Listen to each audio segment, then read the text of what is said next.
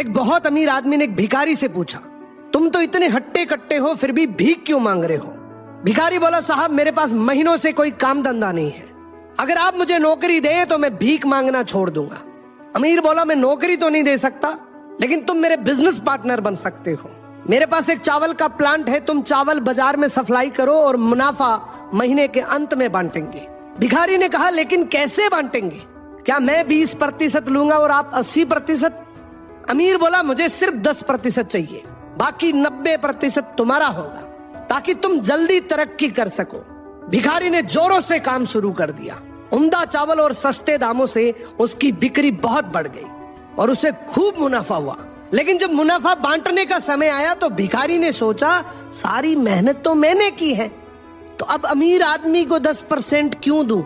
अगले दिन अमीर आदमी आया और जब हिस्सा मांगा तो भिखारी ने बहाना करते हुए कहा कि साहब मुझे तो बहुत नुकसान हुआ है, मुझे जितना मुनाफा हुआ है उतना तो कर चुकाना है, तो इस हिसाब से मुझे कोई मुनाफा नहीं हुआ, तो आप इसके हकदार नहीं हैं।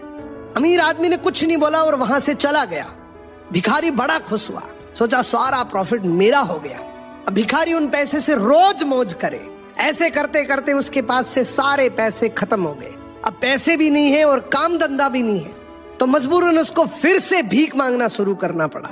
एक दिन वो अमीर आदमी उसके पास से गुजरा और उसको देखा, यार ये तो फिर से भीख मांगने लग गया।